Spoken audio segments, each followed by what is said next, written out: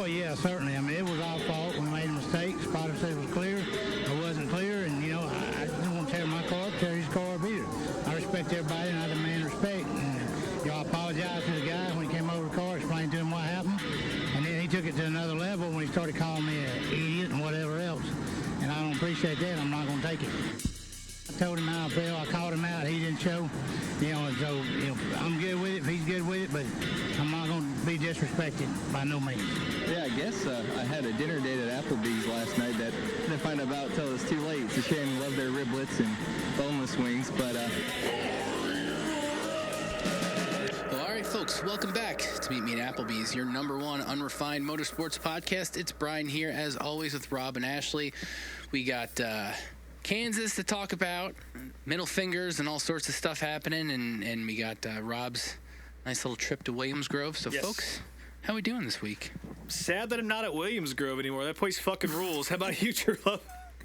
I'm here. I'm very excited to hear about your weekend there, your one day or whatever it was. It was a very short trip with a whole lot of driving. I think I was on the highway more than I was at the racetrack, but definitely well worth it. We'll get into that a little bit later. But any natural disasters happen to you this week, True Love? I know you had a tornado last week. I had a tornado last week and then an earthquake on Saturday that shook the whole house and rattled my knickknacks on the wall. Oh, goodness. Did you anything fall off the walls? No, it wasn't that strong. The epicenter of it was 100 miles away in Tennessee, around where Smoky Mountain Speedway is. So. Oh. Yeah. Weird. Mm-hmm. I was still in bed. I was like, why is my bed vibrating? You don't have the little quarter machine like them old roach motels? No, but in my half-asleep stupor, I was wondering if I was dreaming. In a Burt Reynolds movie? Yeah. That's crazy. You guys ever actually used one of those coin-op beds? I've never encountered one in the wild, I don't think. Yeah, I feel like I maybe saw one or two when I was a little kid, but no, never used one. Yeah, it's been 25 years since I've seen one, and it's not that cool. Maybe we just got a bad one. I literally was 12 years old, and I just laid on there and put a quarter in and got shook, and that was that. Much like True Love was, I guess, on Saturdays. Yeah. So. Oh, well. That's fun. How about you, Brian? I know you had some stuff going on this week. No, not really. I didn't do a goddamn thing. You're on a podcast, weren't you? Or were you saving that for later? Well, we can talk about it. I mean, that podcast, I recorded that almost 2 months ago, but it was that's finally, right. Yeah, you did. Okay. Yeah, it finally came out. I was on a show called TV Guidance Counselor. It's hosted by Boston comedian and former punk singer Ken Reed. Basically, it's a show where you and the guest and the host go through an old episode of TV Guide. We went through the issue the week of the 92 Hooters 500, which also coincidentally featured the 92 Slick 50 race from Manzanita, which we actually reviewed on our show. No shit. It was pretty fun. You can check that out.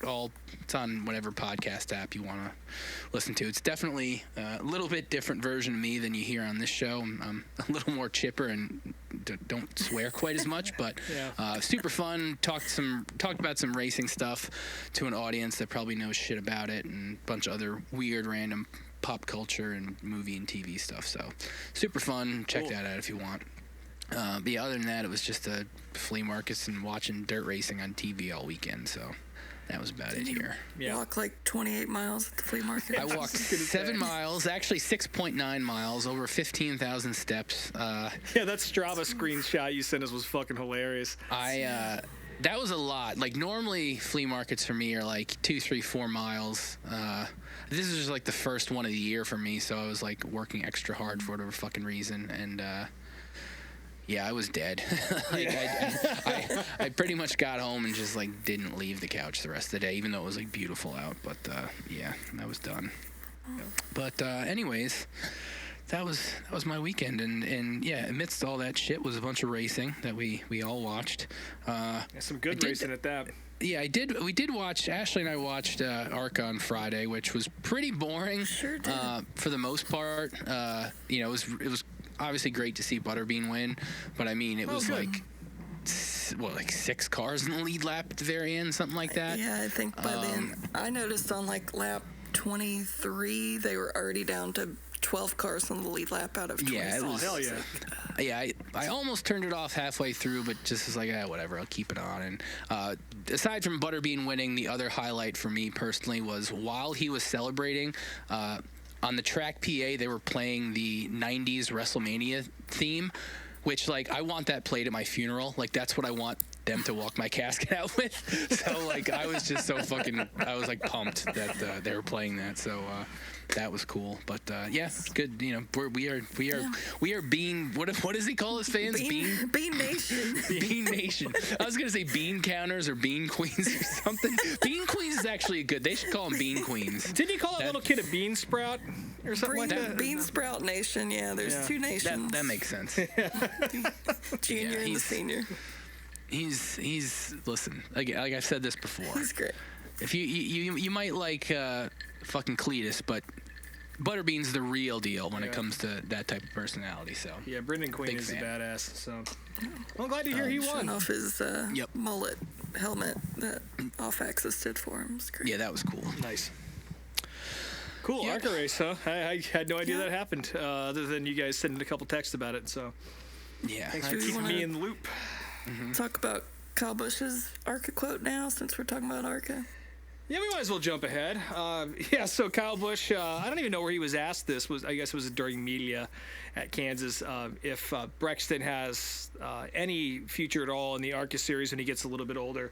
And Kyle Busch said, essentially, no, that's a waste of time, which it is. So I agree. now it absolutely is a waste of time, for sure. Skip right on over that. Yeah, you don't need to do that. Yeah. Spend a lot of money to wreck one of the Venturini Toyotas. Well, I guess not even Venturini.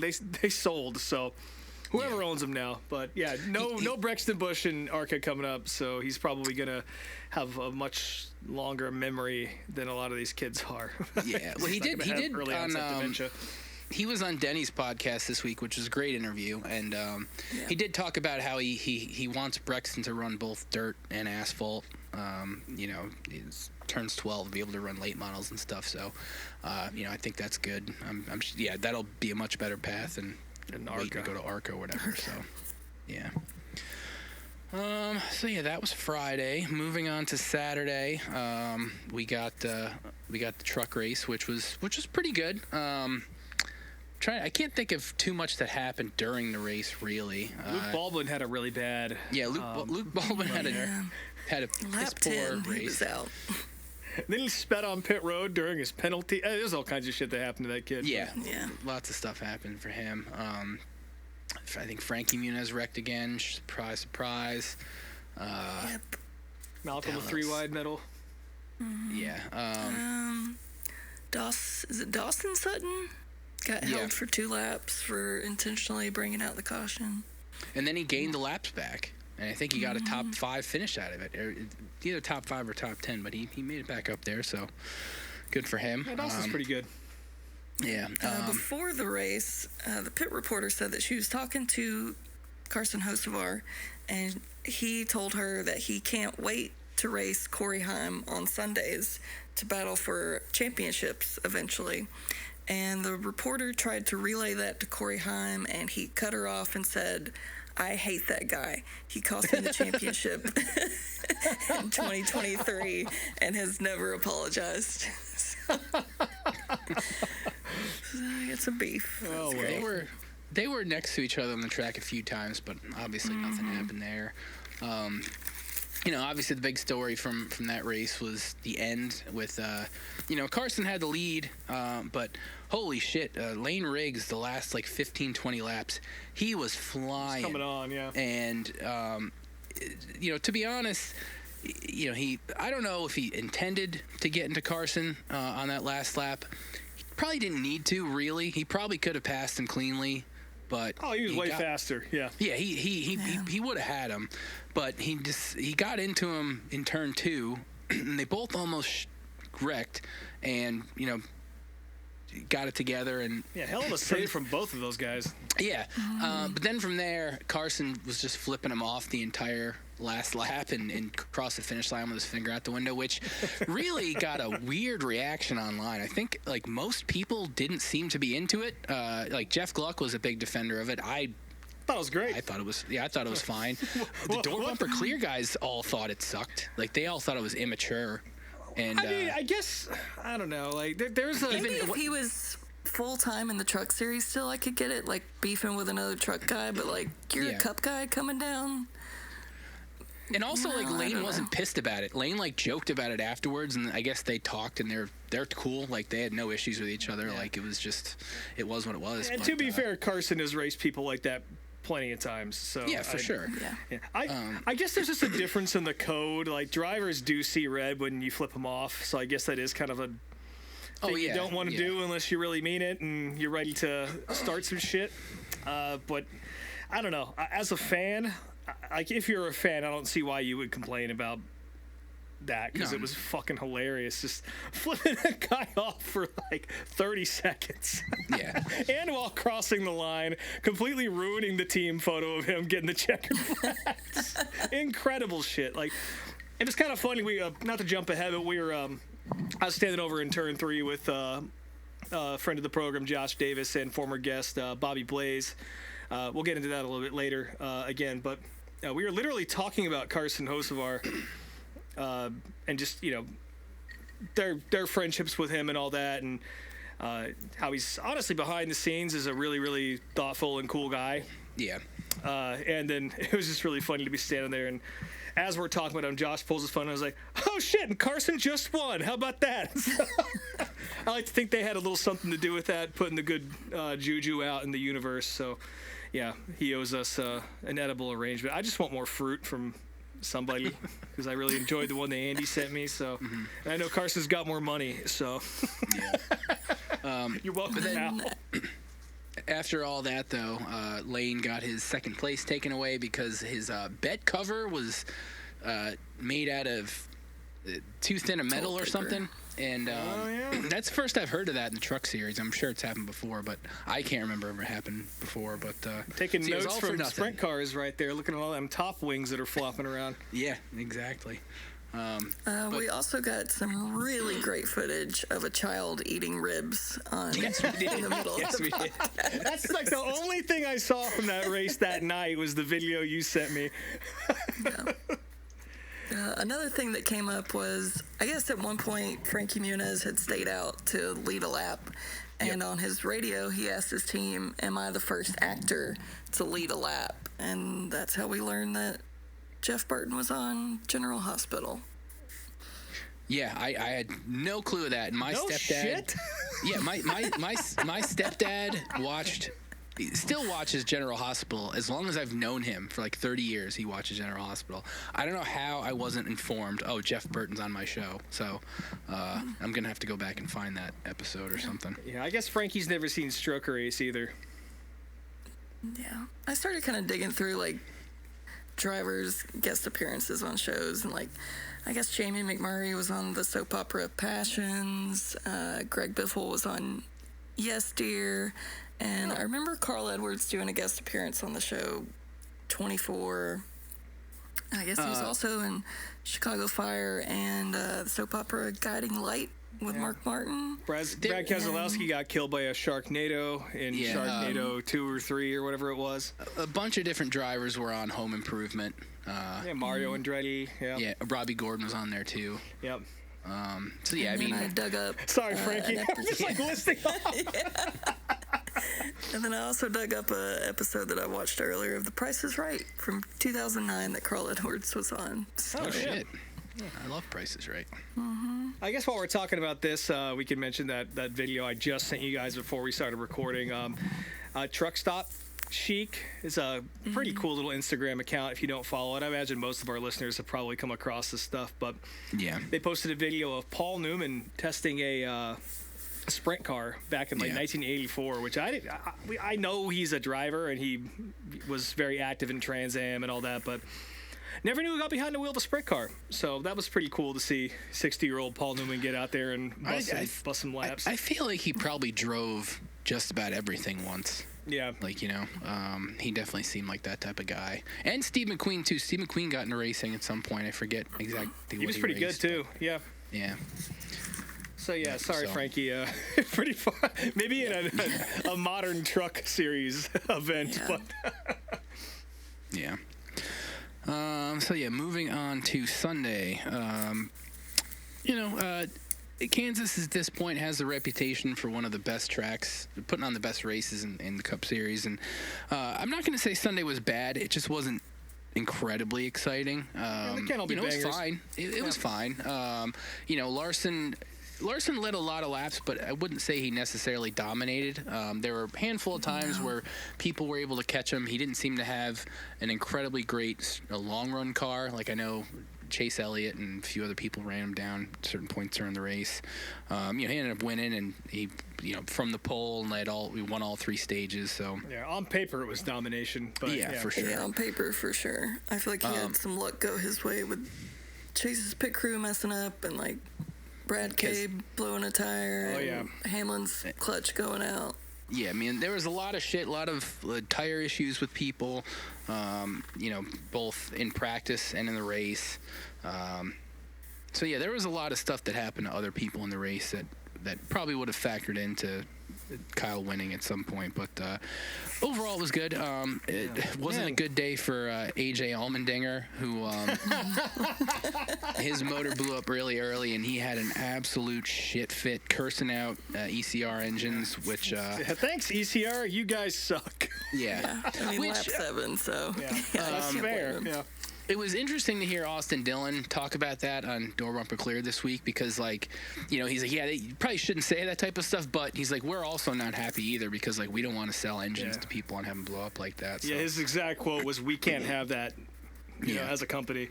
Yeah. I did think it was funny. I listened to most of the race on MRN on the way home from Pennsylvania, and maybe 10 minutes before AJ blew an engine, they had a quick interview with Austin Dillon talking about how badass these ECR engines are, and then within 10 minutes there's AJ motherfucking them, which I really enjoyed that.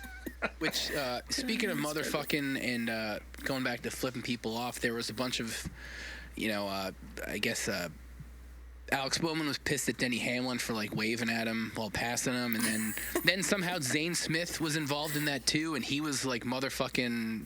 I don't know if it was Denny or... It was either Denny or Alex he was pissed at. But he was, really heated on the radio. I don't know if you guys heard that clip, but there's a clip of him. Yeah, Zane and Bowman had contact. They were 3 wide with Hamlin, and they just kind of got together. So... Yeah. The only real thing that stood out to me from that race was the massive Sharpie writing on the wall next to the start-finish line. I'm honestly surprised they even let that stick up like that because it is so noticeable, incredibly it's noticeable. More noticeable than the sponsor on the wall that paid good money for that spot. Jake plus Min May. Yeah.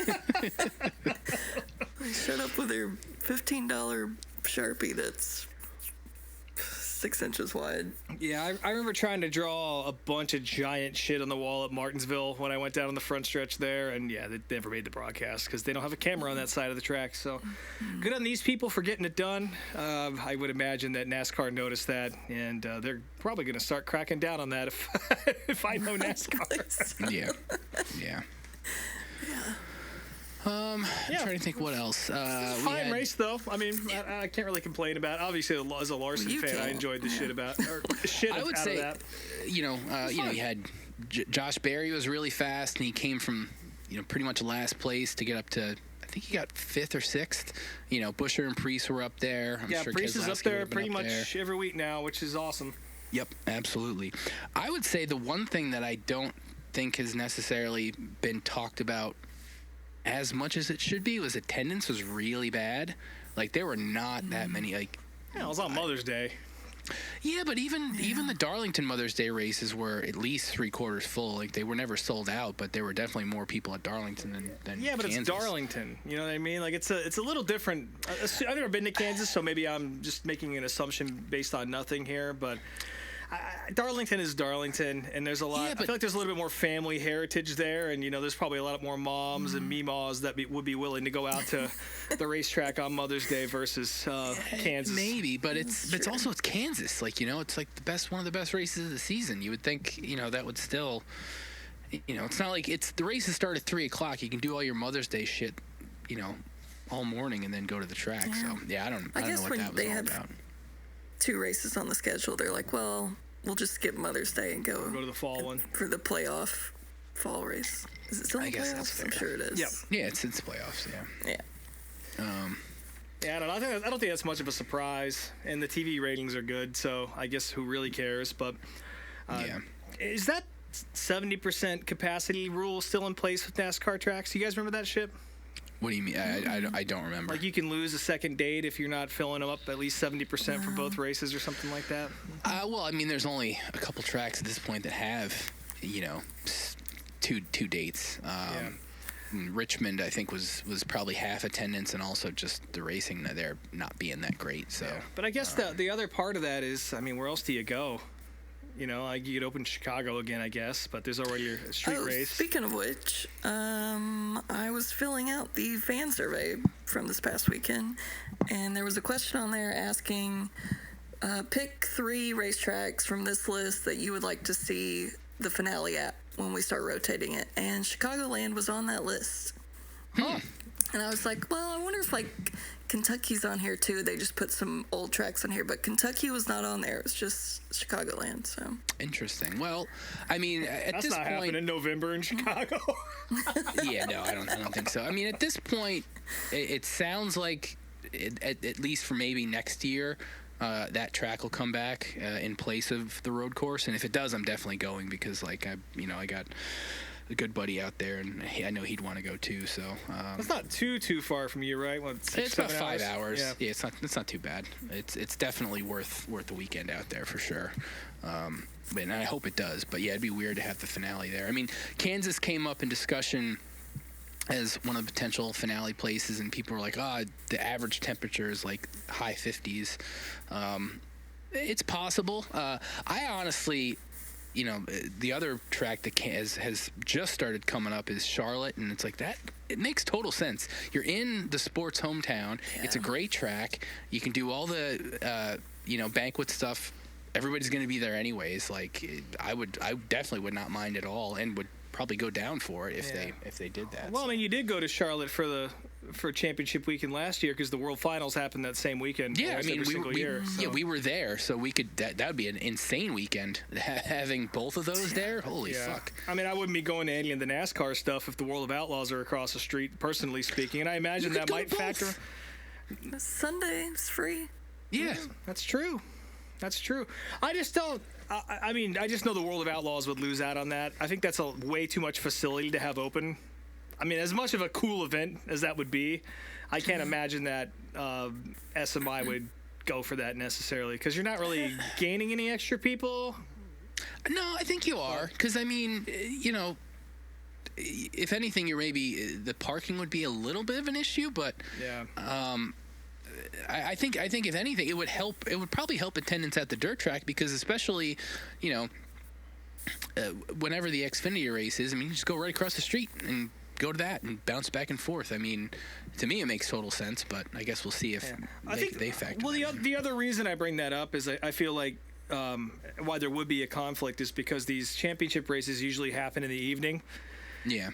Like they always run them at night or in the evening in Miami or in Phoenix or wherever. In Phoenix, it's mostly because that's just where in the country they are. Yeah. But in Charlotte, I would imagine that would be happening at nighttime, so the championship race isn't happening at like fucking noon in California. Yeah. So I mean, there's a lot of factors going. I would love that as a fan, but I just don't see the schedule working out in a way that would benefit me personally. And obviously, that's what this is all about. Is what. Yeah. Well, Rob thinks. Mm-hmm. I guess Vegas is in the conversation too.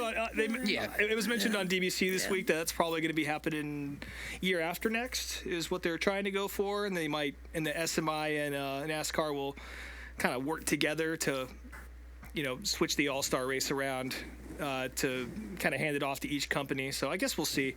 But honestly, I don't even care where it happens. I'm just glad that we're starting to see a rotation, and it's actually real now, and that's really the most positive thing I can take out of all of this is the fact that they're actually working together. So, yeah. Other potentially positive things coming from the NASCAR offices. It sounds like they are considering maybe letting teams bump up the motors to 750 horsepower, which I don't think will necessarily fix anything, but it's definitely would help a little bit, hopefully. 80 horsepower isn't a huge jump, but it's not nothing, so it's a step in the right direction for them to even consider it after hearing from teams for years like, oh, we could do that easily, and then NASCAR, no, it costs too much. Like, no. Doug Yates is like, yeah, we could do that, no problem. It wouldn't change anything. So I gotta wonder if what we were talking about in our fantasy group chat today might have something to do with that discussion. When they go to Mexico, apparently the engines are going to be at a deficit of about 100 horsepower. Yeah. Based on the altitude, which I never realized that Mexico City was 7,000 feet up. I always thought it was kind of in a valley. Yeah, it's really high up. And before that, I guess the highest point that I can think of that NASCAR has raced at least in my lifetime, was at Pikes Peak, which is right around 5,000, I think. So this is certainly uncharted territory. School systems have failed us. Yeah. Well, I mean, also you could always look back to the races they ran there in the 2000s, because they did run some Xfinity races there, or Busch races, whatever they were back then. But yeah, road course in Mexico is not really much of a parallel though. But they did go there at the Busch. No, you're right. They did go to the Busch Series in Mexico. Sorry, I thought you were talking about Pikes Peak. Yeah, they did do that. Yeah. But yeah, I guess it's a problem in F1 too. But it'll be I'm curious to see how that'll change the racing, if anyone would even notice if no one mentioned it. But I don't know. Yeah. Let's see. I'm looking through the notes here as to what we already talked about. Kenny, this is real random. Kenny Wallace randomly posted a photo on his Instagram of gas prices in Missouri. They're down to $2.89, and his quote was, "I haven't seen these prices that low since the 1800s," which is ridiculous. Yeah, I remember gas being about 89 cents when I was in high school. So yeah. I mean, it was definitely around $1 20-something years ago when I was in high school also. Yeah. And hell, even during COVID, it was down to under $1 in a lot of places. So yeah, I mean, Kenny's on the Trump train, Well, I think that was a typo, but since the 1800s. Yeah. Yeah, they didn't have. Well, he said civil. He specifically said Civil War. Did he? Yeah, that was no typo there. No, I said Civil War. He says 1800s, since the early 1800s. So even pre-Civil War. Yeah. So it was like right around the time of the Louisiana Purchase, the last time gas was under $2.65 a gallon, which you could have bought a cabin and a horse for that amount back then. So I guess for a technology that didn't exist yet, that's probably a pretty good deal back then. Mm-hmm.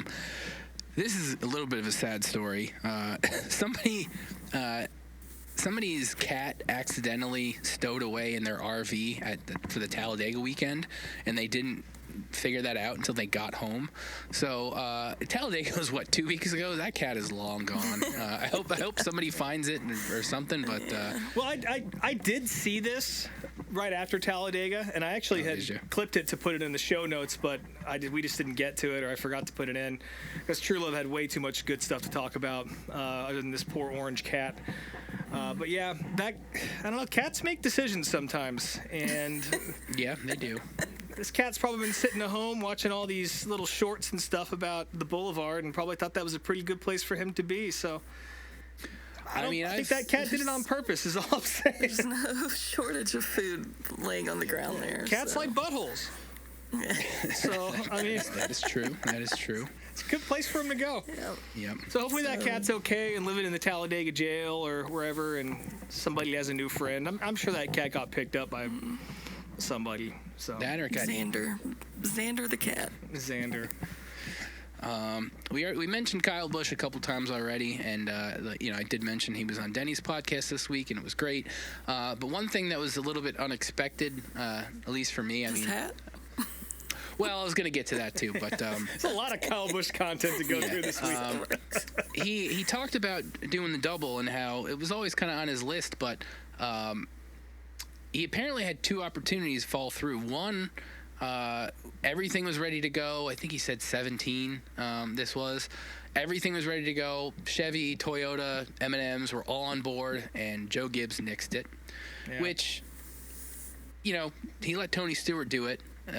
But this was, you know, he only just started letting his drivers run dirt again. So I guess that's not totally unexpected. But the even more unexpected was, I guess, within the last couple of years, he had a deal set up to, I guess, drive the McLaren car, and you know, had sponsor issues, and Larson got it. So interesting. I mean, you know, his brother did it, and you know, Kyle, much like Larson, does pretty well in just about everything he gets in. So it would have been neat to see him do that. And not to say his window's closed, but you know, I doubt he'll probably ever get the chance to do it. But well, you never would have been know. neat to see that.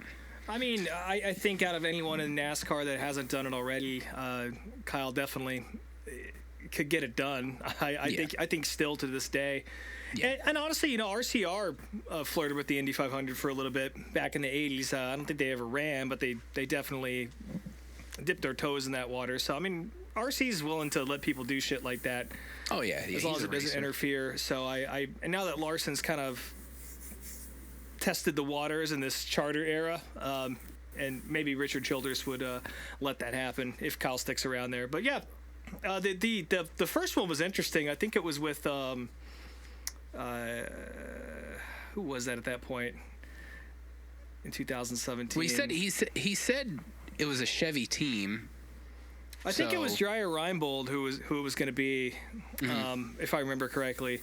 I don't think he mentioned the team, but he said it was Chevy. Yeah, this is from stuff I had heard from back then on the rumor mill. But yeah, that sucks that didn't work out. I mean, personally, I'd rather see Larson do it just because his connection to USAC and sprint car racing, and I like to see that connection at the Speedway. But it sucks that Kyle might miss his opportunity here. Because I think he deserves it, and I think he's one of the few that could actually handle himself in an open wheel car. So hopefully that comes to fruition again at some point. Yeah. But yeah, the other Kyle Busch note. So where did this hat picture come from? I have no fucking clue, dude. I think Samantha had posted a bunch of photos from like a vacation they took recently. Mm-hmm. So and that was in one of the photos. Well, True Love, what did the hat say? You can read it. Kyle Busch was just wearing a trucker hat that said "Drive fast, eat ass." So yeah, which is very much in line with Kyle and Samantha's content. So. There were some other good ones in the group there. I forget what they were, but yeah, Kyle's definitely was pretty good.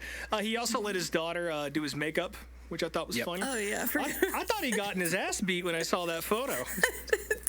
Just like a bunch of blood. Yeah, he got Mike Wallace out in the parking lot somewhere, and but no, it's just his daughter doing his makeup. So I'm sure we'll post all of these on Instagram because they're all very funny stuff. For sure. And yeah, we are in the month of May, so that means we're in Indy 500 mode. So yes, we are. Rob, you can take that section here. Yeah, well, Alex Palou won again at the Grand Prix on Saturday on the road course. I don't really, as a purist, I don't really count that as part of the deal, but it most certainly is. And Alex Palou picks up his 4th win of the year. That's 4 out of 5 for you keeping track at home. But practice opened up today. Like every other kind of form of racing in the U.S. or in the world, it was rain affected. They started about 2 hours late, I think, today as a result of some storms moving through, and things got cut short for the last hour. But yeah, some guys just getting up to speed against first day of practice. No one's really hanging it out too much, but Will Power did put down a lap of 2:27 today, so that's pretty cool. I mean, we saw some pretty high speeds in the boost session and the earlier test when the month of May unofficially started back in April. But very excited. I love this. Shout out to Fox for having all of the practice on at least cable or on Big Fox going forward. Qualifications are about half on Fox and FS1, and you can catch all the practice sessions all the way from today through Fast Friday. So there's like 2 weeks of it on FS2 and FS1. So shout out to them for putting it on big cable. I know not everyone has FS2, but still, even if you don't have it, but as long as you have cable, you're going to have a chance to watch some of this stuff. And the speeds will only get higher as the week goes on and they get into qualifying trim and get that tried out. A couple of really one really pretty cool race car, and then one that's not so good. They're both great. I don't know what you're talking I mean, they're both great, but I mean, let's be honest. The Jacob Abel car is the best looking one out there. Miller High Life has returned to sponsor a car for Jacob Abel, the young rookie, or two. I think maybe it's his second year. I can't remember. Doesn't matter. But the car is beautiful. He looks like he's never had a High Life in his life. That's Not for damn once. sure. Yeah, but it's a beautiful. I've never even heard of him. No. It's a beautiful Danny Sullivan throwback to the spin and win year in '87. Not my favorite High Life car, but definitely cool to see them back in the sport. I mean, Miller hasn't really been around all that much in IndyCar for quite some time. I think the last time they really had anything that I remember, and this could be incorrect, but when they were sponsoring Ray Hall stuff back in the early 2000s with Miller Lite. So definitely cool to see the High Life brand back out there, and especially such a legendary paint scheme returning to the Brickyard. The other one is Felix Rosenquist is running a Creed paint scheme this year. He's sponsored by Creed. Mm-hmm. It's incredible how much money that band is able to throw around, or Live Nation, or whatever. Like, we have truly slipped into alternate 1985 from Back to the Future too. So. Yeah, I mean, kind of like Limp Bizkit. Like, it's, granted it's 20-something years now, and this 20-year nostalgia is. I'd rather see a Limp Bizkit car. Can you imagine for that? sure. Hell yeah. The $3 bill, y'all Honda. Come on. Chocolate starfish. But yeah, Indy's here. It's my favorite month of the year. I'm so excited about this.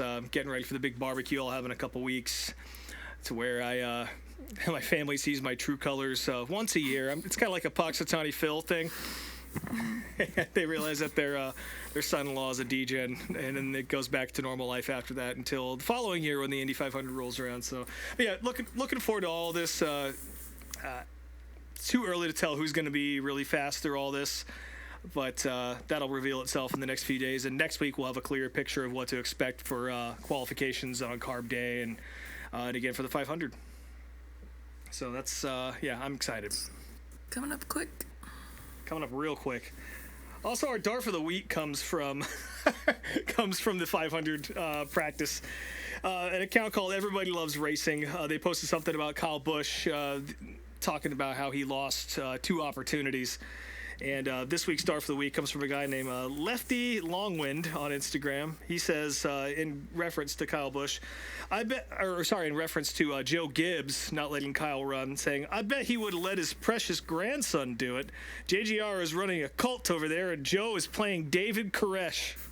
I don't know if that's. I mean, is he wrong? Yeah, I don't know if I consider that guy a DARF. I don't know.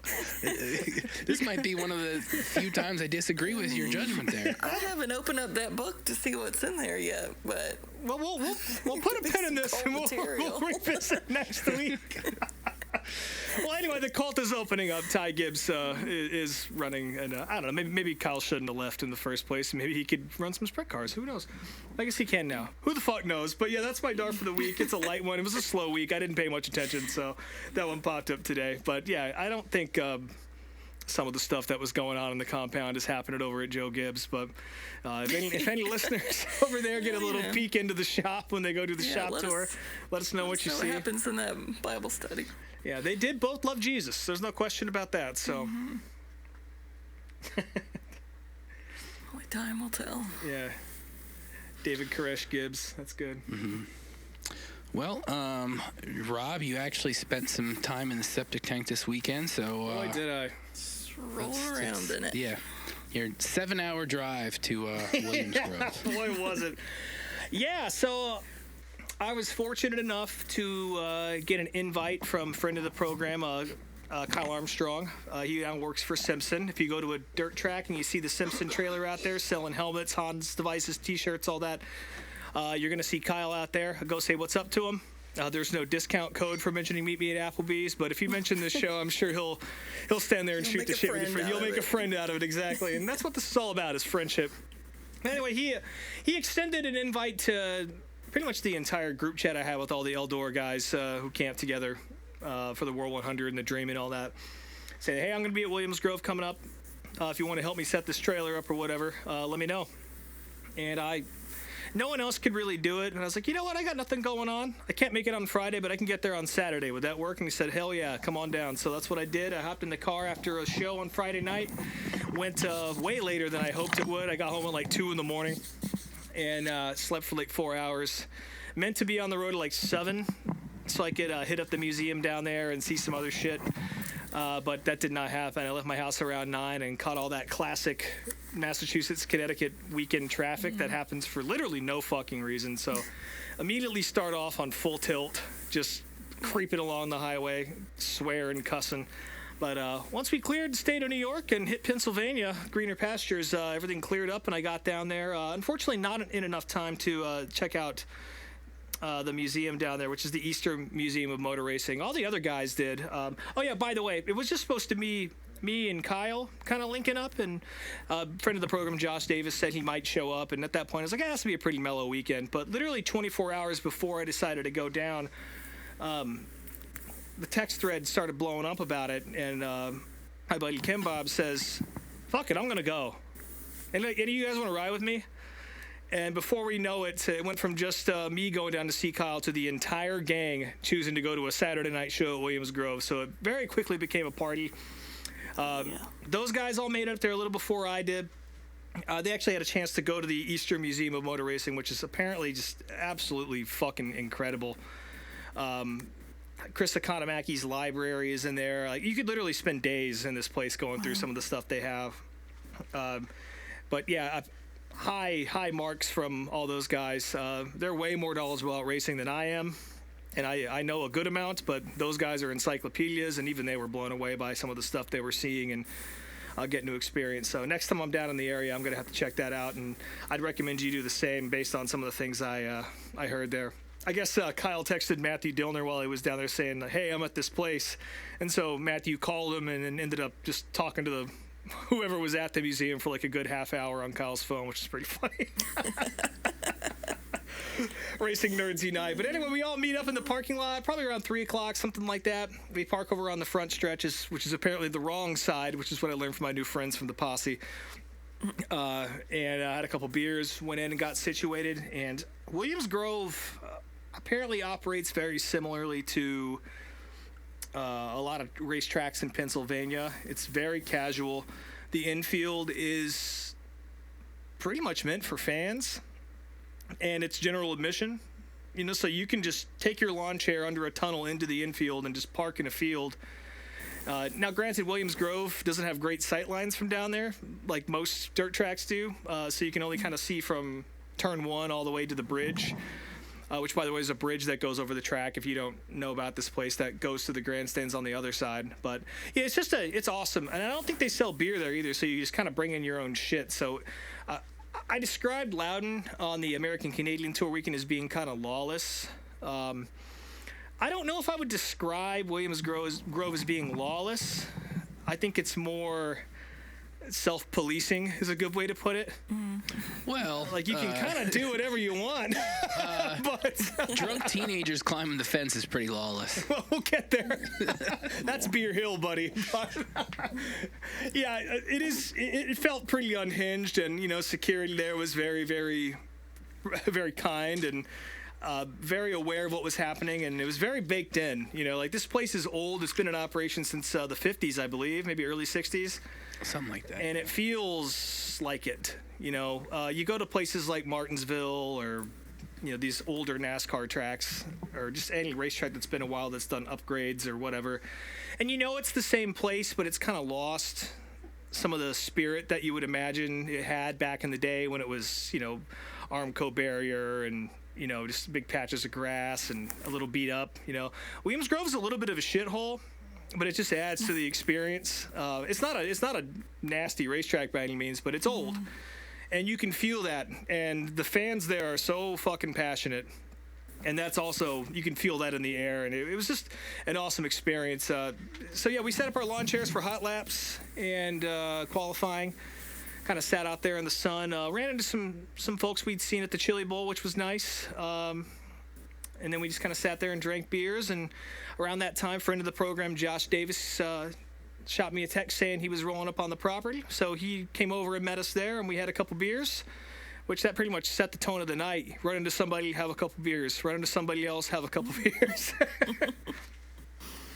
And yeah, I don't even know. I feel like I'm missing a bunch of stuff here, but yeah, just a really, really, really wholesome experience despite all the debauchery and beer drinking and all that. The thing is, they closed the bridge that goes over the track anytime there's cars on the surface, which makes sense. I guess people have gotten hit with stuff before that rule was put in place. So again, it's not lawless, but there's not many rules you have to follow. The bridge one's one of them, though. And just that one. so you would try and go meet up with somebody, and then like the heats would start, and you'd just be stuck wherever you were. And I'm telling you, there are thousands of people in the infield. Just with I'm lawn looking chairs. at like aerial pictures, and it kind of reminds me a little bit of like the Kentucky Derby with all the grass and people. Yeah, it in the middle in these pictures. I think that's a fair comparison. I've never been to the Derby, but yeah, like when you look at the photos of it, it's a similar vibe, just a little more low rent, I guess. No one's got big hats with flowers and shit, but but yeah, we eventually. The heats wrap up. We watched those by the bridge. Me, Josh, Ken Bob, and my good buddy Justin and James Honeycutt. Shout out to all those guys. Had a great time with them. And when the bridge opened up after the heats were done, we decided to cross over the fence and go check out Beer Hill, which is a legendary spot. I mean, there are people who have never watched a race at Williams Grove who know what Beer Hill is, which is, of course, sitting over on turn 3. You can see pretty much the entire racetrack from there. And Josh in particular was like, man, you got to get over there and you got to stand all the way at the end and watch these cars come at you head on. It's gonna blow your head off. And sure enough, once we got over there, just watching these guys put the power down after they get through the turn and watching the back end of these cars just swirl out is one of the wildest things I've ever witnessed on a racetrack. I did that at Lernerville when I went there a couple years ago, and yeah, I felt the same way. It was fucking wild. Like you see sprint car. I mean, we've all seen World of Outlaws together at Charlotte. That happens a little bit there, but not quite like this. Like Williams Grove's a little tighter, and they haul the fucking mail there, and the lines they have to take to get around this place are insane to watch. It looks like it defies physics, the way they'll like sort of diamond the corner off the top and almost hit the infield tire on the inside and kind of like even roll over it. At least back in the day, I guess they would roll over it to use the berm to kind of guide the car around the corner. But yeah, it's wild shit. Oh yeah, I forgot to mention this. As we were crossing the bridge, I got separated from all the Carolina guys, and it was just me and Josh, and I stopped to take a picture of the track from the bridge, as you do. And then as I was doing this, about 15 seconds, a few people kind of got in front of me. No big deal, but I look up, and then Josh is just having a conversation with somebody. And I was like, oh, Josh made a friend. That's nice. And it turns out it was Bobby Blaze, our former guest and renowned photographer now, former vintage purveyor, who was just there doing some shooting, hanging out, watching some sprint cars. It was awesome to hang out with him. So shout out to Bobby. He wants to come back on. How long did it take y'all to figure out who each other was? A couple minutes. Y'all have never met before. No, we've never met. We were talking about. I was like, this guy sounds super familiar. Like I know this guy from somewhere.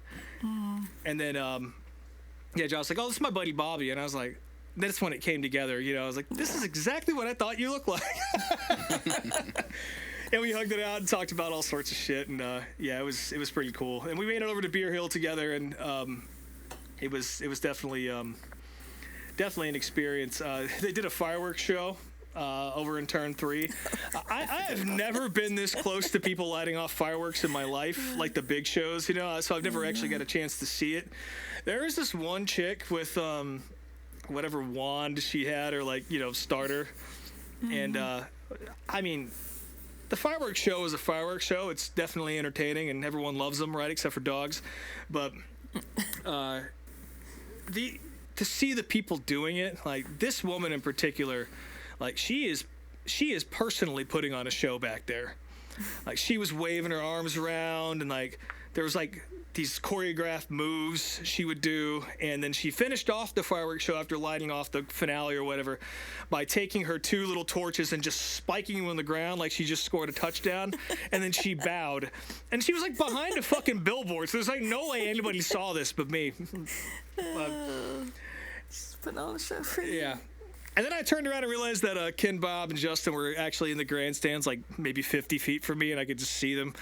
And Justin was kind of standing up, looking at the racetrack. So, of course, I started screaming at him to sit the fuck down, because that's what you do at a racetrack. And we eventually made my way up there and watched the features, or the feature, excuse me. A lot of cars there. I think there was 42 or 43 cars on the property. Darren Pittman was, of course, driving the 69K this weekend. That's the car that Christopher Bell has been taking on Thursday shows, and Pittman's been handling the rest of it. They were down a cylinder in hot laps, and like Josh and I were kind of talking about it. I was like, how is nobody noticing this car sounds like absolute dog shit?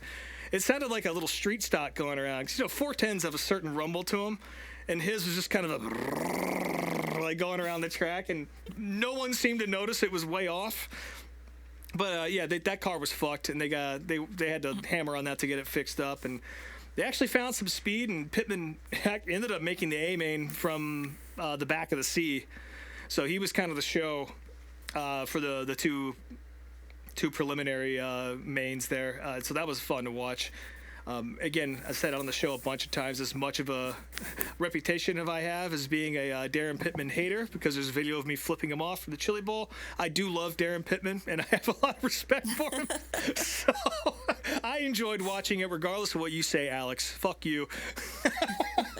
Which, by the way, I wish Alex was there. He needs to see this place out of all of us. But anyway, the racing was pretty good throughout the night. It wasn't quite the train race we all expected to see after the heats. They got a lot of rain on Friday night, and in fact, they canceled the Friday night show because of saturation. A lot of fans were pissed off about that because they probably could have raced, but I think the track assumed it was going to be a little too tacky and cars might flip, so they called it off. And I feel like that moisture may have stuck around because people weren't really moving around as much, at least until they got to the C and the B main, and then we started to see some action. But the A main was a pretty exciting race, all things considered. Anthony Macri led every single lap, but I imagine it didn't play all that well on Dirt Vision if you're watching at home, which, by the way, shout out to World Racing Group and Dirt Vision for putting that on YouTube for free, kind of showing off the product. I watched like the first 15 laps, and then there was that caution, and I walked away from the TV, and when I came back, the race was over. I was like, what happened? 16 minutes. Yeah. I mean, I had it on, but I also was watching the late model race from Fairbury, and that was a lot better. No offense, but that race was incredible. But I mean, in person, like just watching these guys rip Williams Grove is amazing. There was a pretty nasty wreck. TJ Stutz got sideways, and then Carson Macedo kind of clobbered him and got flipped around, and then Logan Schuchart just came in and absolutely just killed him with his rock screen. Pretty much took a sprint car right to the face, and that was a pretty long red flag. The feature itself was about 16 minutes, but the race probably took about 30 because of that. No one got hurt. In fact, it looked like they were trying to bolt a new top wing on both of those cars to get them back out there, but I think they ran out of time. And I mean, those cars are probably pretty fucked anyway. But Anthony Macri picked up the win there, local favorite, part of the Posse. And boy, the crowd. The PA fans are they love their own people so much. Like, the Posse has such a crazy local obsession. And let me back up a second here. I kind of skipped over an important part. Again, turn 3 is called Beer Hill. You know, like I said, you don't even have to know about Williams Grove all that much to know what Beer Hill is.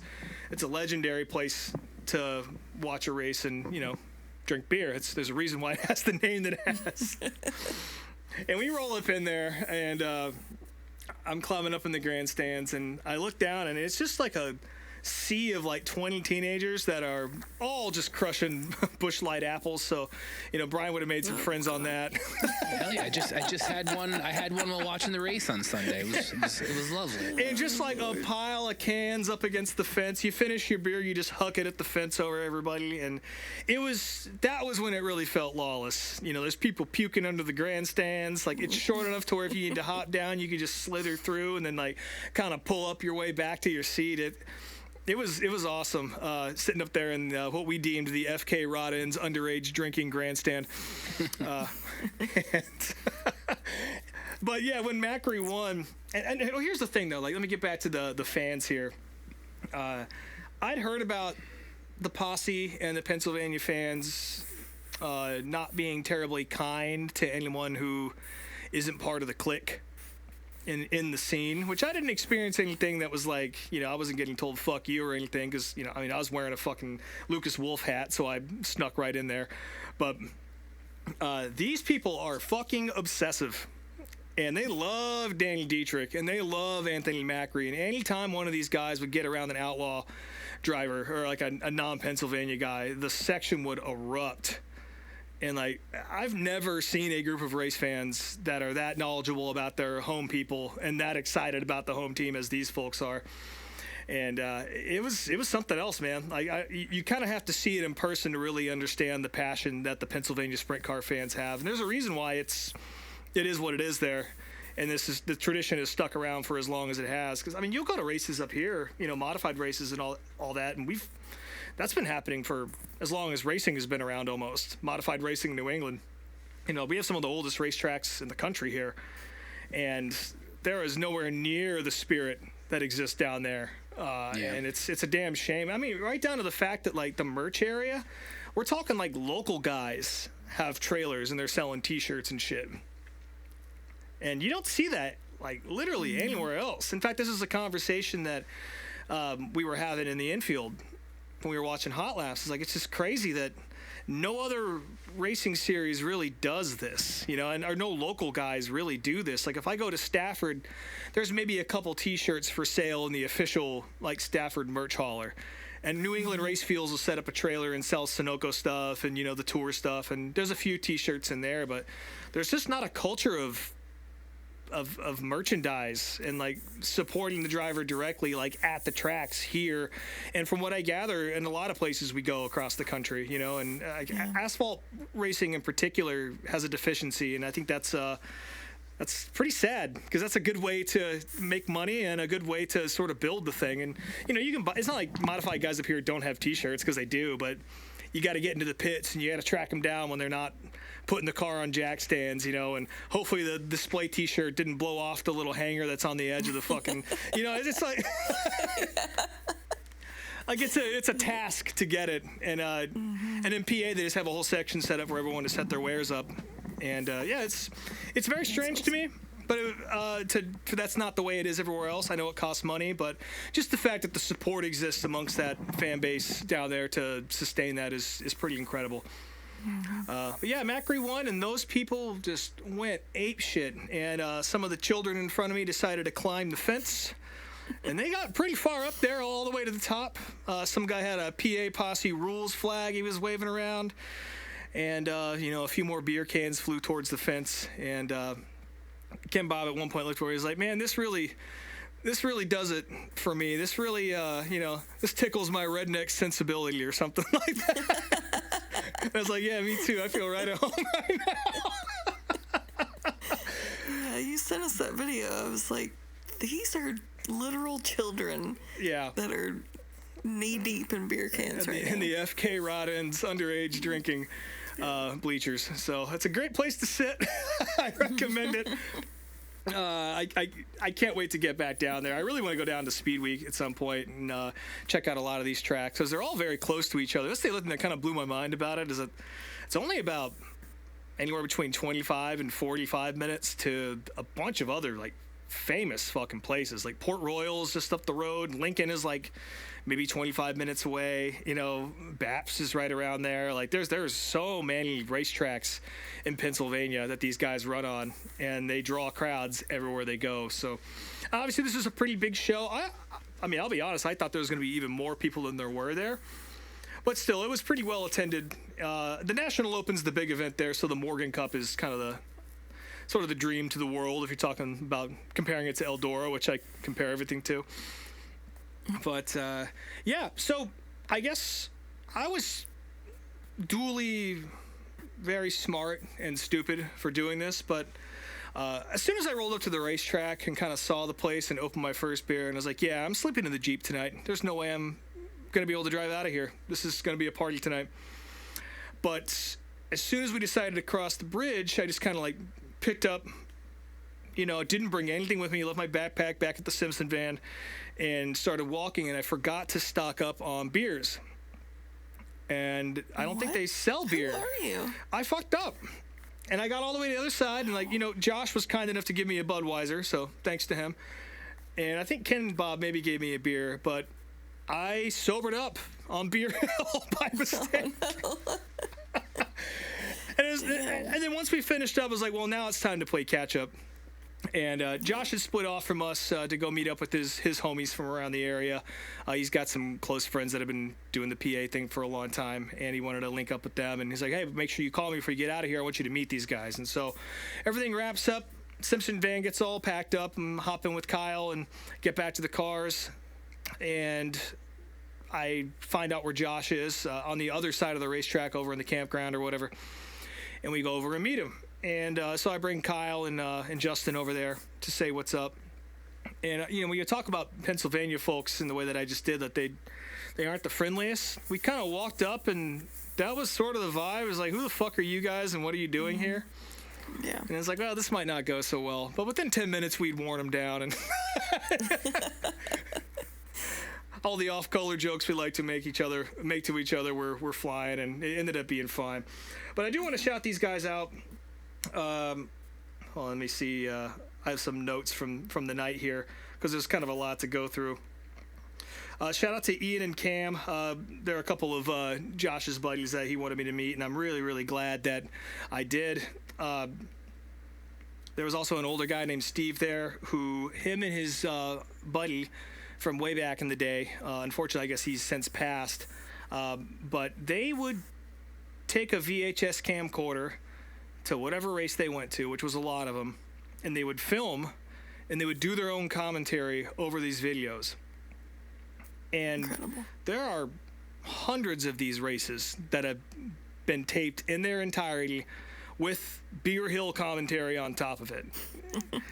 And they don't have it on YouTube. They're just now digitizing them, I guess. And I know this because they had, I don't know if it was a hard drive or what they were playing it off of or just saved on a phone, but they had a TV set up in front of the campfire, and they were just playing these old races. And I thought that, Kyle and I both thought they had put the Lucas Oil highlights on, which was stupid, I guess, because it's Pennsylvania and none of these sprint car guys care about fucking doorstops as much as Kyle and I do. But we saw that and we're like, well, we'll go take a look at it. I want to watch the highlights. We get over there, and it turns out it's some like Saturday night like local Eldora show with like fucking Donnie Moran and all these guys, and we stood around that TV for probably about 2 hours.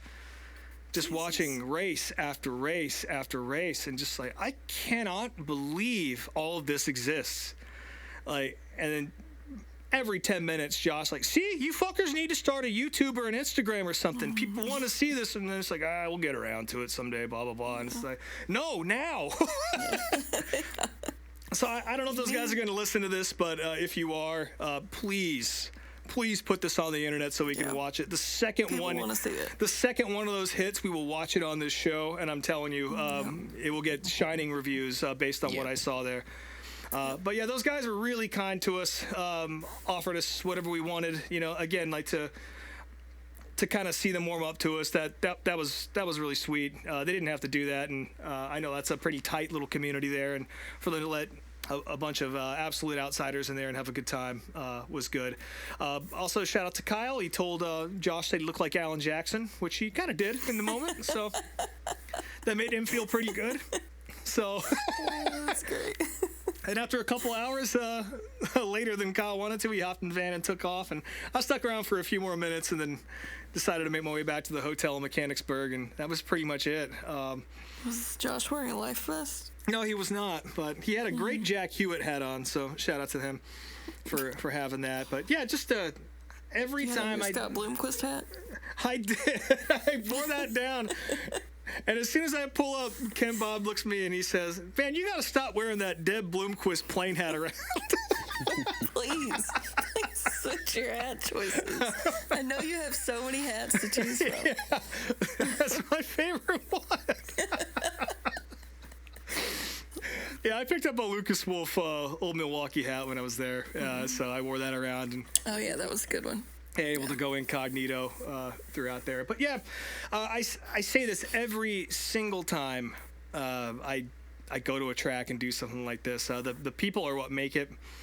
And my experience at Williams Grove, was completely amplified by the people I got to meet and seeing old friends, hanging out with some really close ones, and then making some new ones. And that's really what it's all about.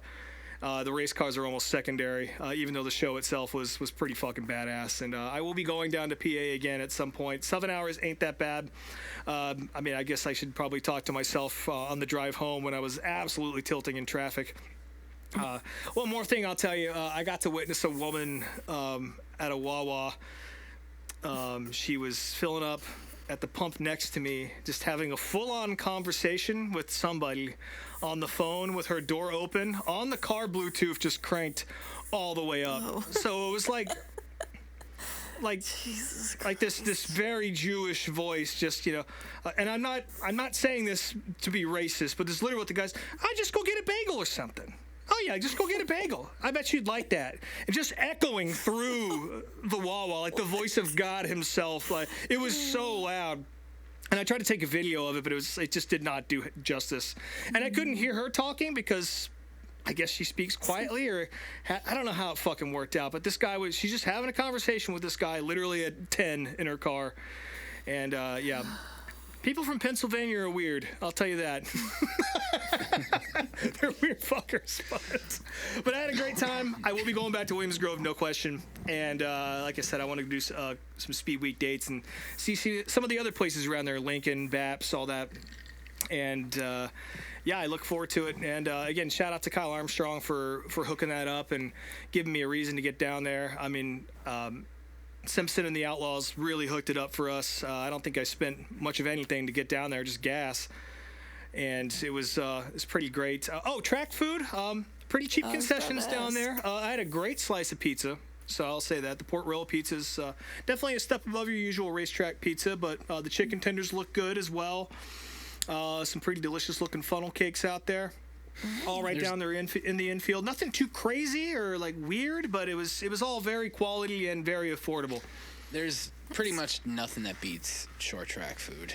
No. I don't think I've been to a track yet where there hasn't been good stuff there, so that makes sense. Yeah, the price is the thing that usually sets it apart. It's always kind of the same thing, It's those chicken tenders all come from the same warehouse. But, I'm telling you, man, you got to get to Lebanon Valley. The fries, meatball sandwiches, all that stuff, man. It's so good. But yeah, I keep calling it Port Royal because that's the next one on my list. I guess is Port Royal. But yeah, Williams Grove. I've always wanted to go to. You got to check it out, man. It's a time capsule, but it's also very alive. And there's not a lot of places you can go to in this world that feel like Williams Grove do. So. And again, over the years, I've become more of a late model guy, just because I don't really have much connection to sprint cars. But getting to see a passionate group of people like that with such a tight, huge local community, like that got me even more fired up about it. And not that I'm not a sprint car fan by any means, because I love it, but I'm gonna be making the drive down to Pennsylvania more often, I think now. It was good. Nice. And I got to get you guys out there too, because this place is it's magic. Yeah, I definitely. I mean, I do wish I went, but next time you go out there, I'll make it out there. Yeah, something longer than just one day. Yeah, yeah, seriously. I feel like I didn't really portray the feeling of Beer Hill so much, but the videos I think we'll post are going to kind of send it home of just how chaotic it was over there. But again, shout out to Josh Davis, shout out to Bobby Blaze, shout out to Kyle Armstrong, Ken Bob, James Honeycutt, Justin, the whole gang for being there. It was a really nice surprise visit with some people I really love to spend time with. And like I said, we'll do it again real soon. You guys got any questions about Williams Grove before we move on here into our video of the week and get angry? Nah. I think so. I think you summed it up pretty well. Cool. Yeah. You sold me on it. Sold! Let me just scroll to the pictures real quick and make sure I didn't miss anything that's worth mentioning here. Don't miss anything. Yeah, I think that pretty much did it. I did watch some corgi racing on ESPN 7 or whatever at the hotel when I woke up in the morning. I don't know if you guys ever saw that before. Oh, I saw you sent that to us. I think you sent a video of that. Yeah, we couldn't find FS1 on the TV for some reason. Bright and early. So, yeah, we just flipped on and watched corgi racing for a few minutes, and that was good. So, yeah. I like it better than I like B mods or X mods, that's for sure. Nope, that's pretty much it. Let's talk about this fucking terrible ass NASCAR Netflix series. Let me drag out my notes. Oh wait, you didn't even you don't want to go through the rest of the septic tank real quick or no? Oh, I totally forgot. yeah. There was more racing to talk about. I was ready to talk some shit. Yeah, there was a lot of good racing this weekend. As Brian already mentioned, the Lucas Oil race at Falls was fucking badass. Jonathan Davenport picked up the win, but Brandon Shepard put on a show. And I take it you're now a Brandon. Wait, you keep calling it Falls? I call it Fairbury. Fairbury American Legion Speedway. Same place. Oh, okay, see. It's funny. I've never heard it called that, but I am so used to playing it on my dirt track game on my phone. Oh yeah, dirt tracking too. Yeah. It was very weird because in the game it seems huge, but I actually watched. It's the first time I ever watched a race, and it was way smaller in real life. But I had that. Like I said, I had that race on, and I've definitely become a B-Shep fan at this point. I mean, he just was doing everything he could those last few laps, and got around Davenport a few times, but just couldn't make it stick. Also, I want to ask, how old is he? Because I can't quite tell. I think he's mid-30s. I think he's close to our age. Okay, because I mean, I couldn't tell if he was like 50 or like 28 with just like a lot of old man features. No, I think he's either a little bit younger than us or a little bit older than us, but he's been around a long time. Yeah. You know, I mean, it's taken him a little bit to get the Rocket One relationship moving again. Of course, he won a bunch of championships with them back in the day, a few years ago, and he's now back at Rocket. And that team's been on a little bit of a downswing since they let Hudson go. But, Tim McCready never really got the ton done in there. And I think there's a couple other guys who popped in on occasion. But, Brandon Shepard is the man. He's got a deep relationship with them. And it really seems to be turning on now. And in fact, he came in second on Friday night at Farmer City, this time to Ricky Thornton Jr. So let's go RTJ. But, yeah, Brandon Shepard really turning it on right now. And I'm glad to see that. Everyone likes to see the Rocket One go good and fast. Speaking of late model racing, Flow Racing Night in America, they did several races in Illinois for Illinois Speed Week. I called it Illinois Sprint Week last week because I was fiddling with my microphone the entire time and was just kind of, stream of consciousing that shit. And it wasn't Sprint Week, but it was Speed Week. Of course, we talk about Bobby Pierce winning at LaSalle. That was a badass race. And the races at Spoon River and Lincoln were also pretty killer. Jonathan Davenport won at Spoon River, and then Devin Moran picked up a win at Lincoln. Over on the sprint car side, we already talked about World of Outlaws because that was on the property. Hollywood went to Kokomo last night. Aaron Reitzel beat the track record. Him and I think 3 other drivers got under the 11-second mark. I think Aaron put down like a 10.71 or something like that, which is super fast. So good for him. He's also another guy who kind of struggled for a little bit. Of course, Brandon Shepard won the World of Outlaws championship last year, but he definitely wasn't as flashy and did not win as many races as Bobby Pierce. Aaron Reitzel's kind of had a similar period in sprint cars. He was winning a lot. They got busted for like some sort of legal infringement with like the size of the tubing in their chassis or something like that, and they kind of disappeared for a couple years. But Reitzel's back, and he's very fast, and he's been a perennial favorite to win on the High Limit Tour. But it wasn't enough to beat Rico Abreu and Justin Peck. Justin Peck pretty much dominated the race last night, and Rico was kind of worked his way up from, I think, second or third, something like that. So not worked his way up, but made it through traffic and managed to pass him on the very, very last lap in the very last corner. And it was fucking breathtaking. And so congratulations to Rico Abreu for picking up a win at Kokomo. I want to know what goes on in that giant fucking warehouse next to the track. Did you mention his the other race he won, where he got into the Australian guy? Kerry Madsen? No, I didn't. No, that's not on the notes here. Okay, so yeah, I watched that. That was, I think, Friday, and he was pretty apologetic after the race about it. But yeah, him and Kerry were he just got into him in the 3, and Madsen and somebody else flipped, and then one car, like Larson, flipped onto Larson's wing and took him out too. So. That was a pretty wild race. Yeah, I didn't watch a second of that. I was at that show I was playing. Yeah. And there was just no chance to bring Flow Racing up on my phone, so I got in a tunnel with that one. But yeah, I did see that wreck. Yeah, Rico really doing a good job over the past couple of days here. Though people were pretty pissed about the watch that Rico Abreu was wearing last night. Yeah, I saw something about that, and I was like, what the hell is that all about? So they'll confiscate smartwatches at the Chili Bowl. It's basically a way to spot or signal stick or whatever. It's basically giving information to a driver on where to run, what's going on, that sort of thing, which is frowned upon in sprint car racing. The watch he was wearing didn't look like it was a smartwatch of any kind. It just looked like a fucking watch. And I don't know why you'd play with an illegal watch on television like he was, if it wasn't something he was supposed to have. I guess it got approved by High Limit, and it was okay. But still, the internet's going to internet, and people were mad about that. But I guess it's not a problem. So I guess we'll see if that conversation sticks around in the coming weeks. But, yeah, there's a lot of places where they'll take that stuff from you. I mean, they've thrown people out of the Snowball Derby for having smart watches and shit like that. That was more for traction control than anything, if you can believe that. But, yeah, I guess we'll see. If we hear more about watches in the sprint car world in the next few weeks. It's just a Mickey Mouse watch where his arms are the the Mickey Mouse arms is the one running the signal sticks. So. Oh man, yeah, signal sticks are definitely illegal in sprint cars, but yeah, I think that's about all I watched this weekend. I know there's a lot more that happened, but I really wasn't tuned in. Is there anything you guys want to add before we move on to what's coming up here?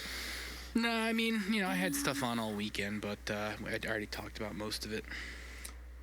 Well, all right. Well, that's the septic tank. Yeah, was I really liked Donnie Schatz's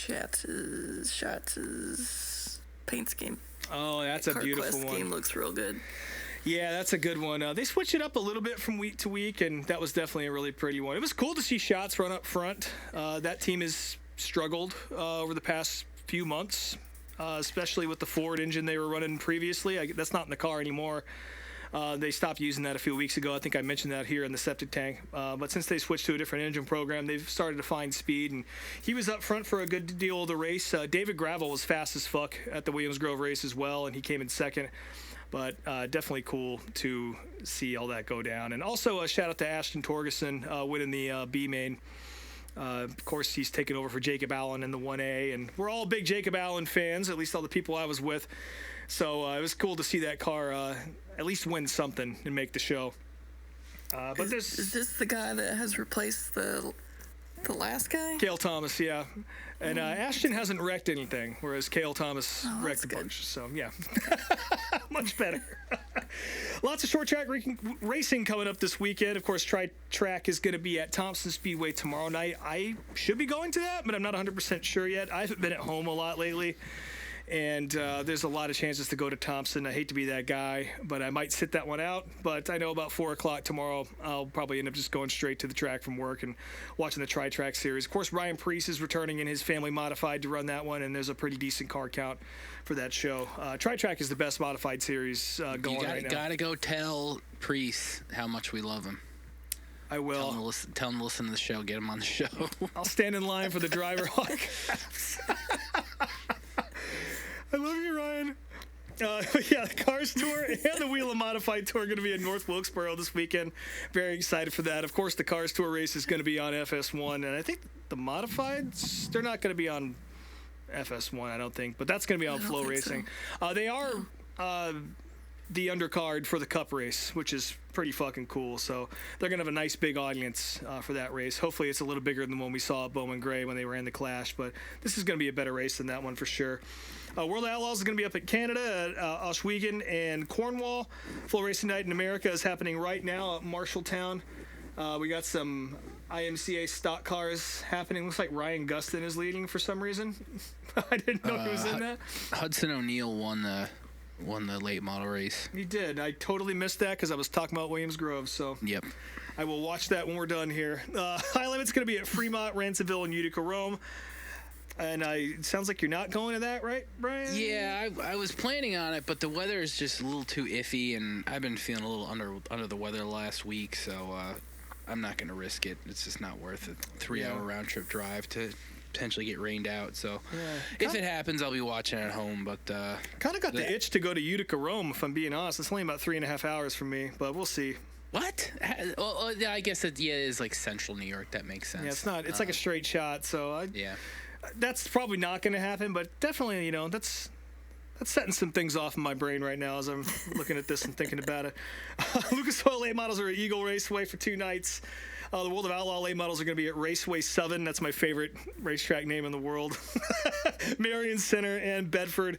And then USAC is returning to Belleville, which is a bad, fast racetrack and super dangerous. And I'm looking forward to watching all of that with you guys on Flow Racing, Racing America, fucking Fox Sports, on Temu. I don't know where the fuck you find it, but I'm excited about all of it. It's going to be a good weekend, and we're going to go ahead and flush this baby down before we flush this Netflix series down the toilet as well, because it deserves to go. Yeah.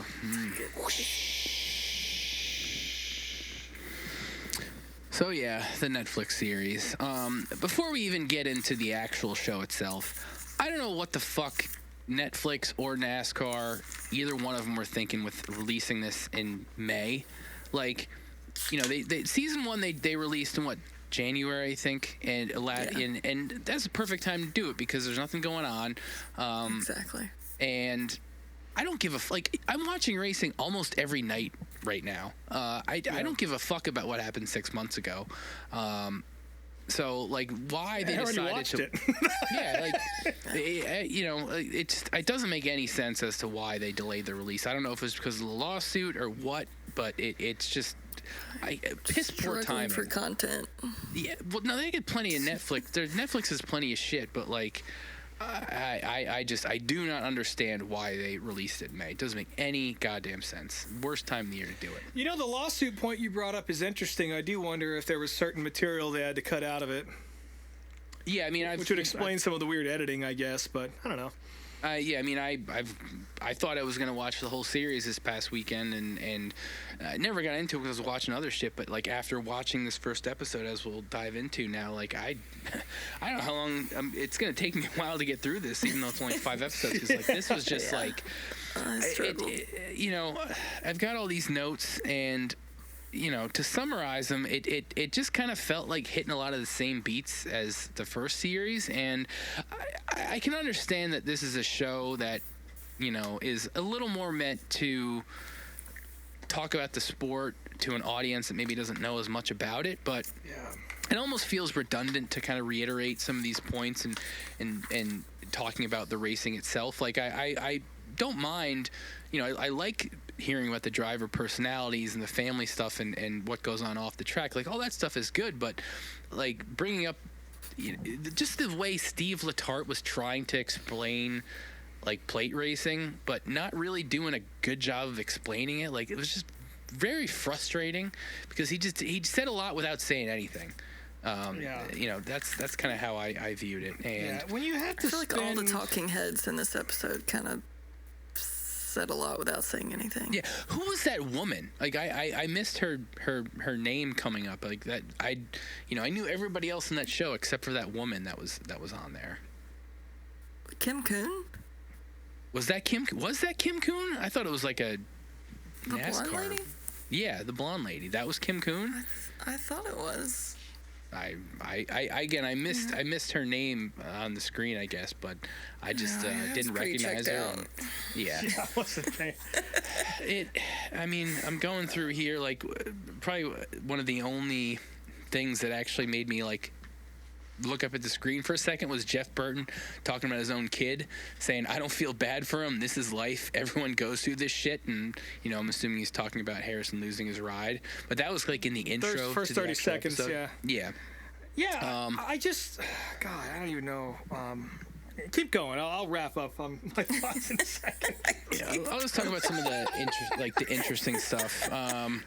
You get to see Joey Logano's cool little car boat.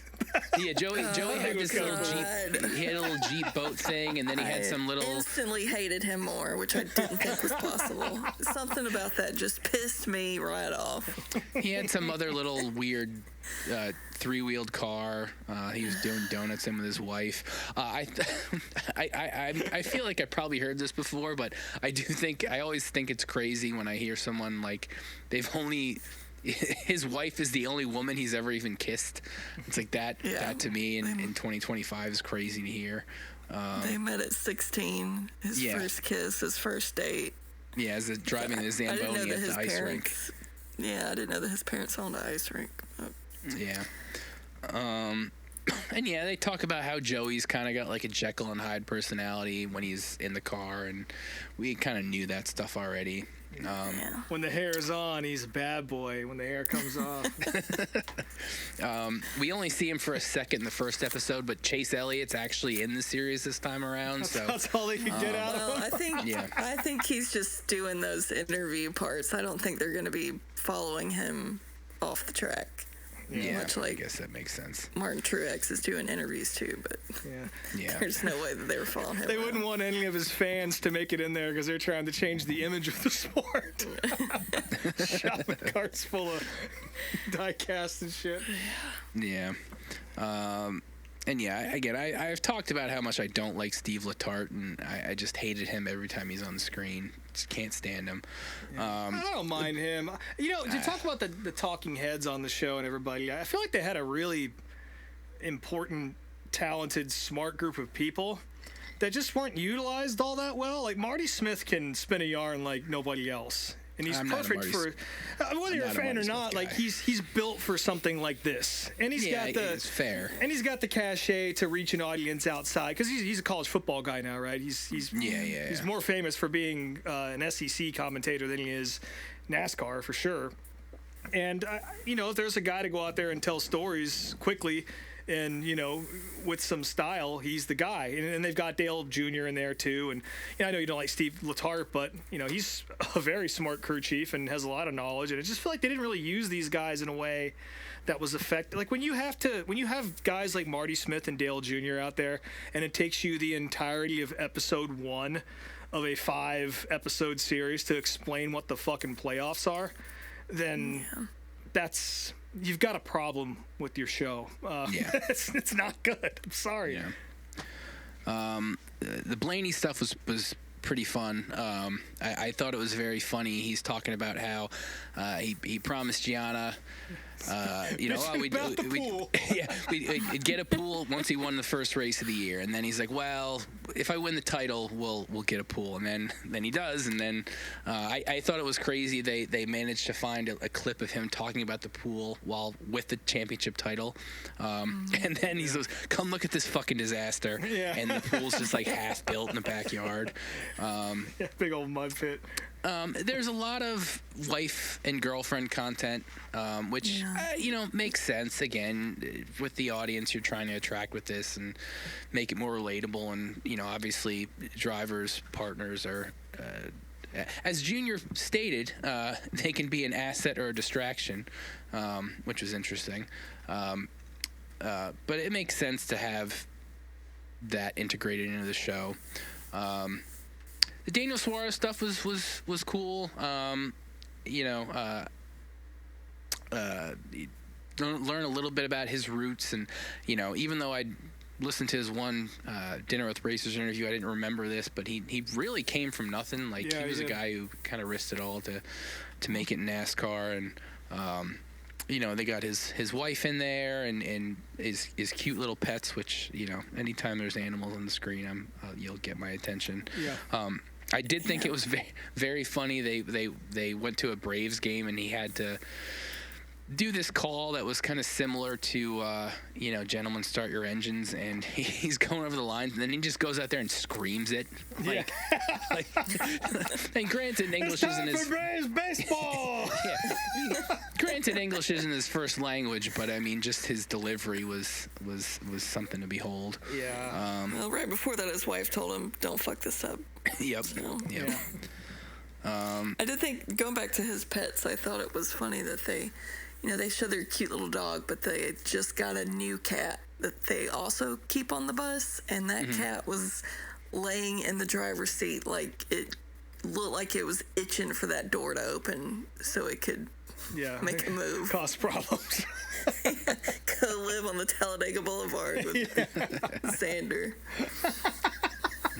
Oh, here's another thing that I'm probably the only person that caught this, I feel like, but they were at, I think, Atlanta, and they're setting up the scene, and they're just showing garage shots and shit, and they show an up-close shot of the Cup Series playoff contingency decal on somebody's car, and there's bubbles in the decal, and that was so frustrating to me. Like, why would you your only job is to put one fucking sticker. It's not like 93 where there's 78 contingency stickers on the car, and you managed to fuck it up, and there's bubbles on it, and they showed a close-up shot of it. It just very annoying for my weird You're correct. You are the only one that noticed. Yes. Well, on this show, I'm sure there's a sea of people complaining about it somewhere. Yeah. I was too distracted by the half-zip fleece with snowflake designs on the top half that Cindric decided to wear for his interview. Yeah. It's very Cindric-esque. Yeah. And this first episode, they only really focus on Atlanta as far as the actual racing is concerned, and that kind of was what it was. I don't know what to say about this. Like, it just was a little disappointing. If it just felt like a lot of retreads from last year. Granted, it's not like, this is an episodic a sequential series, or whatever you want to call it, where there's like a continuing storyline, but there kind of is in a sense, and like it felt like kind of just retreading a lot of the same stuff from last year. I mean, I don't know, you would think you'd have some sort of audience going from season to season, and you wouldn't have to reiterate all this stuff, but it just seems like another attempt to try and catch people who missed the first one. And I think the thing that bothers me the most about it is that you have a platform like Netflix where you can literally do whatever you want. You can do whatever you want. And you do have interesting people both on the pundit side and on the subject side. But the whole thing is just so shallow. It's so surface level. Like, even the personal stuff, like, you talk about Daniel Suarez and his story. Like, I could watch an entire documentary about him, or Ryan Blaney, for fuck's sake. Like, I mean, growing up in the Blaney family, like laying that dynamic out and how it leads into where he's at now. Like, you could take because they only focus on like 6 or 7 drivers to begin with. Yeah. Like, there's so many ways that you could have taken this, and the direct comparison and desired effect that NASCAR is going for, I assume, is what Drive to Survive did for Formula One in the States. Yeah, of course. And that series, despite the fact that they kind of make shit up sometimes, like, they actually are able to capture a warmth and depth that this series, the NASCAR one, just doesn't do. And I don't understand why it's so difficult to catch that lightning in a bottle, and keep it so surface level. Like, I feel like I just watched a pre-race show. Yeah. I've seen Fox do better shit with like that Dick Trickle 10-minute White Knight documentary they did, or like any of these little pieces they do in pre-race that they roll during rain delays. They have more depth and content than we saw in this first episode. Maybe it gets better. I don't know. I'm probably not going to find out, to be honest with you, because I almost turned it off, to be honest with you. It was hard to get through the whole episode. I feel like it was, there's definitely a very large focus on their wives, like y'all mentioned. So it feels a little maybe geared towards women. And as someone that loves my soaps, I love soap so much, this is just not soapy enough for me. Like, I don't give one fuck about watching the Ryan Blaney's wedding planning. Like, I've spent years trying to figure out what those two talk about, and I still don't know. And this gave me no answers either, so... Yeah, I guess that's what I'm saying, though. It's like there is the chance to... And granted, maybe these guys don't want to show their asses like Valtteri Bottas literally did in Drive to Survive, you know? But there's just so much that goes on. And even... What was that Showtime series where they cuss a bunch? And there's like all the radio... Before Radioactive, I think it was like the mid-2000s or whatever. There was a series on Showtime where they would do race like weekend by weekend, and they would play all the radios. And I don't remember this at all. I'm down. You got something else I'm going to go and find. Yeah, I forget what it was called, but it was cool. And even that had more depth than this. And to me, it just feels like the only thing that they've done here to try and make it, you know, different and edgy is the fact that you get to hear Ryan Blaney cuss once in a while. Yeah, he does like to cuss in this a lot, I noticed. That's like all it is like, oh, they're real people. They say bad words. You know, that's as good as NASCAR could do with this. Like, give me a fucking break, man. I'd rather watch Joey Logano go to fucking Kroger for an hour than what I watched. So I'd rather watch him go to Kroger and drive that fucking douchey-ass water car. Come straight out of Lake Norman. See, you could also tell that they were... definitely setting up a narrative like for his championship story. Like this episode ends with like him winning the Atlanta race, and I thought it was interesting that he wins the Atlanta race and they totally filtered out all of the crowd booing at him. Like, I was at that race, he was heavily booed, and they like played music over it. Like, I don't know, lean into the fact that this hated villainous whatever driver is on his way to win a championship. Not to mention the fact that Junior very briefly mentioned him being somewhat inconsistent that year, but like the fact that he, you know, had a horrible season, you know, for a driver of his caliber, and ends up winning the title, and they, you know, totally gloss right over that, you know, like it was frustrating. But I mean, it makes sense that just the way they edited it and started off with him, you know, foreshadowing him winning the title and all that, it makes sense. But I gotta give this one a thumbs down. Netflix and NASCAR, like, you guys can do way better, but like a lot of things, they probably won't. I understand I'm not the target demographic for this either, so I kind of have to take it with a grain of salt. But even then, like, you know, if women are the target audience or whatever, just, you know, to pull the example True Love made, that's not going to win anybody. Yeah. My wife's not going to start watching NASCAR because, you know, like Julia Suarez is going to, you know, has a dog, you know, like it's just such a missed opportunity and a shame. And again, like, to come off a weekend at a place like Williams Grove and to experience the feeling that I felt there amongst those people and around those teams and those drivers. Oh, by the way, I forgot to mention this. Anthony Macary's like crew came by the campsite towards the end of the night. We got to hang with them. They were cool. But all that to say, like, you know, all those people have stories. It feels like something when you're there. And I know it's the same in NASCAR, even though it doesn't always, you know, shine through the cracks so much, because NASCAR keeps the personality thing kind of boarded up as much as possible. Yeah. But it's there. And the fact that you don't get a chance to see or experience even a glimpse of that, it's just such a missed opportunity, because that really is the thing I think that could blow it open.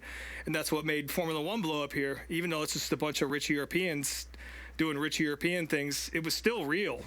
You know, at least the feeling of it was real. So yeah, just what a bummer. Thumbs down. Yeah. I'll keep. I mean, I'm gonna finish it out because I am curious to kind of see if once they start talking about Christopher Bell, if he shows his psycho side again, like last. Oh yeah. I mean, hell, I talked about it. That last season was one of the things that got me into Christopher Bell. I liked that. Yeah. Like, I like, you know, just him. Like when they mentioned, like, oh, we weren't even going to feature you.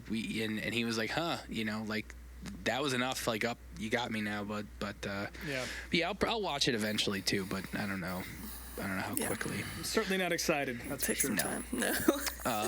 But in a weird little coincidence, so last week, former guest of the show and possible fill-in for Rob while he's in Europe, Buddy Pulley, mentioned we should watch the NASCAR Racers cartoon for the show, which we're all too old to have, actually watched this when it came out. It was like late 90s, early 2000s. Buddy he's younger than us, and he watched it as a kid, but none of us did. On the Netflix show, Daniel Suarez, is watching it in his garage, and he mentions watching cartoons was one of the ways he learned English. Yeah. So that will be the video of the week next week. Probably just going to watch. Next week we're going to learn English together. Yes. See. So we'll be watching an episode of NASCAR Racers. So so that's that. But nice. So yeah, All-Star races this weekend in North Wilkesboro. You're not going this year, are you, True Love? No, I'm not. Oh, okay. Yeah, so none of us are going. For them to become a points race. Yeah, that's probably what'll get me back there at this point. So yeah, I'd love to see the modifieds and the Cars Tour stuff, but and I'd love to see y'all is Cars going. Nice. Yeah, he's going. Yeah. Nice. We'll have to bring him on. Mm-hmm. But so yeah, that's that, and I'm sure there'll be some short track stuff and other shit we'll be watching. So that's the upcoming weekend. As my only always, note about the All-Star race was that Harrison Burton found a ride. Oh, with Rick Ware. Yeah, they put him in the 51. Yep. Which makes sense. Good. I mean, he earned his spot in. It's good that somebody puts him in the car. I know Smart last move. year there was, controversy with SVG not running it, but it doesn't really make a whole lot of sense for him to run that race anyway. So. Yeah, definitely a smart move by Rick Ware to pick him up and move Cody over to the 15 for the weekend. If you can make the show without having to try and make the show, just do that. Yeah. So. Let's do it. For sure. Because Cody's not winning the fan vote either. So. No. Definitely not. Maybe that kid in the fucking hat, the Noggin boss, will vote for him. Maybe he's got a campaign. Oh, God. Forget about that. Cool. Well, as always, you can follow us on Instagram at meetmeatapplebees and on Twitter at meetmeatthebees. Speedway screens and all the things. SpeedwayTSJ.etsy.com is the shop, and MMA Applebees at checkout for 15% off. Still Snake Mountain True Love. Wow. Wow. That was like the most low effort one you've done, I think. Incredible stuff. Yeah. Rob Mo's that was amazing. I'm sorry. She's just ready to go back and watch. Was it 1,000 Pound Sisters? I gotta get back to my soaps. Which is, yes. 1,000 Pounds of Sister. Yeah. Rob Motes _ unofficial on Instagram. My band's called These Wild Plains. We don't have any shows coming up until we get to Europe. However, we are backing up Charlie Marie coming up here at a couple dates. By the way, if you did come out to the show on Friday in Malden, thanks. That was a lot of fun. Had a few friends pop in and say what's up to us. It was a fun show, and that place is cool. It's a really nice restaurant with the venue in the back. That was an old bank. So the green room is actually an old bank vault, which was kind of neat to sit in, but also was terrifying in case that door were to close shut for some reason. I don't think anybody there would know how to get it open, which is completely my own anxiety peeking there, but it is what it is. But if you want to see Chuck and the boys play, we're going to be at Lizard Lounge coming up on the 22nd. That's in Cambridge. We're opening for Ward Hayden and the Outliers at their big record release show. And then we're playing some country fest on the 24th down in Connecticut at the Tamarack Lodge. Both of those will be fun. And we'd love to see you at both of those shows. In fact, if you're a fan of the show and you happen to hear this, which I know that no one from up here listens to it, but if you do, hit me up. I'll get you in to at least one of those. It's the least I can do for being a listener. So. What kind of lizards they got at that lounge? All kinds, man. They're everywhere. You gotta pick them out of your cases. They all hide in the kick drum. You gotta get them out of there so they don't get scared. Yeah. Now, Lizard Lounge is a cool spot. I'm looking forward to playing there. We played there a bunch, and it's definitely a nice little hidden gem in Cambridge. So if you happen to be in the Boston area, come check it out. I'm looking at Twitter right now, and I see a tweet from someone named Tyler Pennell. NASCAR Full Speed Season 2 is all about the drivers' wives and Byron's therapist. This shit is hard to watch. Interesting they're getting into therapy here. I'll have to... Yeah, I heard that was tidbit. Byron's whole storyline this Legos weren't doing it for him. season. Well, that and he to fucking... therapy. Yeah, breaking up with Blaney's sister. Yeah. You know, the other thing is, I wonder if like all the interesting drivers just don't want to do it. You know, Bubba can't because the lawsuit probably. Like, Denny can't really be focused on for obvious reasons. I didn't see much of Reddick.